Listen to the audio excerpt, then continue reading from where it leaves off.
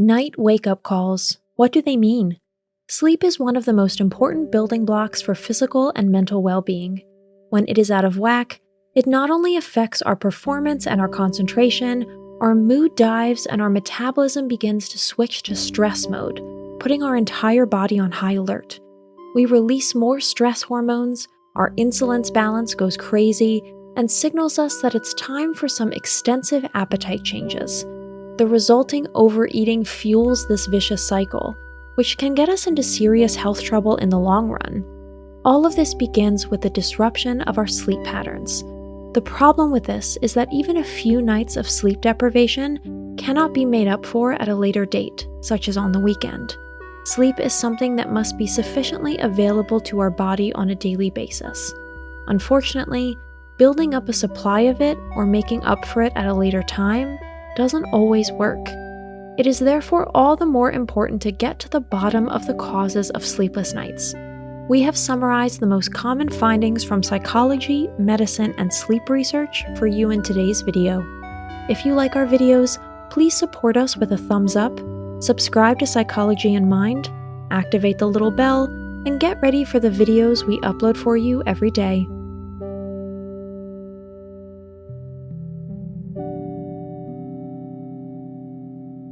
Number 1. Bad start. Problems falling asleep. If you can't manage to sink into a gentle slumber by 11 p.m. at the latest, you have a classic problem falling asleep.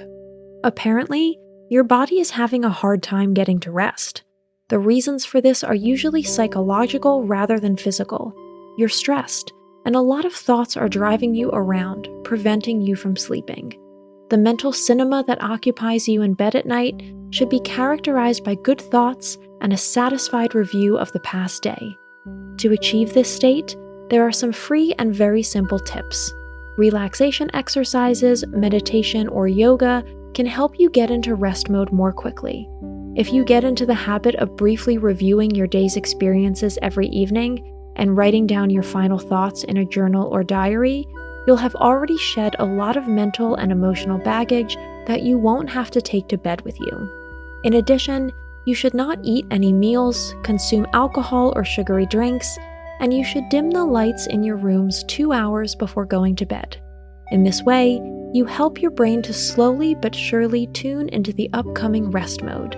You should also say goodbye to your laptop or smartphone in good time. The blue light of their displays tricks your perception into thinking it's daylight, which will keep you wide awake. Number 2. The gallbladder reports between 11 p.m. and 1 a.m.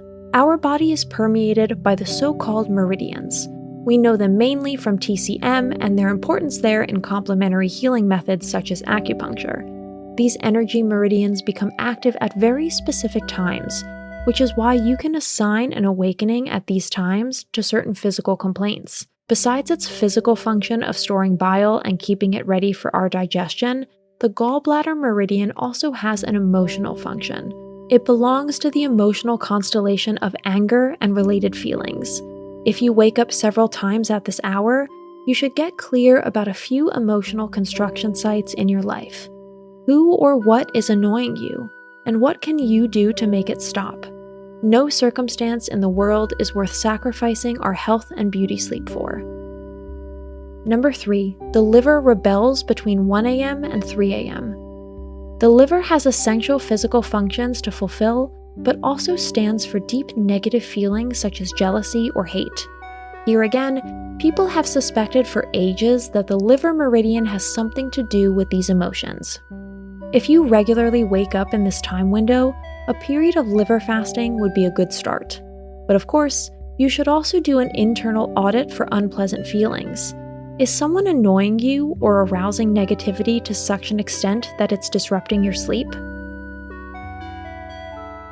Number 4. Between 3 a.m. and 5 a.m., the lungs struggle for attention. Physically, this time is associated with our lungs and with the energy meridian responsible for them. The lung meridian is responsible for our breathing, the body's defenses, and also for our skin. It belongs to the emotion group sadness. So if some people or circumstances are weighing heavily on our chest, such emotional crises can also make themselves felt at night. But this time window is also of great importance from a spiritual point of view. It corresponds in the daily schedule to what Halloween or All Saints' Day represents in the annual cycle, i.e., a time when the veil between the earthly world and that of the spirits is supposed to be particularly thin and permeable. If you are a sensitive person who can open up to spiritual experiences well and without reservation, you may receive messages at this time of day that are out of this world. Number 5. Between 5 a.m. and 7 a.m., large intestine alarm. You may not even notice if you frequently wake up at this time. Most working people have to get up around this time anyway. Half an hour or an hour earlier doesn't make much of a difference, but you should keep an eye on this phenomenon if it happens more often. This time of day stimulates the large intestine meridian, which is the disposal point in our body for everything that is no longer needed or can even harm us to remain in the body. It also belongs to the emotion group of grief. If you awake at this time of day, you may be trying to forcibly hold on to people or things that no longer want to remain in your life. The colon meridian very clearly symbolizes fear of change and clinging to the tried and true. Today's conclusion: nocturnal messages, symptoms of your body. We owe the findings just mentioned to the oldest known medical doctrine in the world. TCM, or traditional Chinese medicine, is based on the knowledge of how our body's energy flows and has been successfully healing the body, mind, and soul for thousands of years. This knowledge is not alternative mumbo-jumbo and is now even widely recognized by strictly orthodox medicine. The connection between body and soul is now also undisputed, even if the evidence here is still difficult. Basically, however, listening to our body is always a good idea.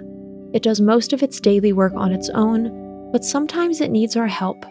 If you are too stressed and distracted in your daily routine in order to recognize its signs, you will be jolted out of sleep at night.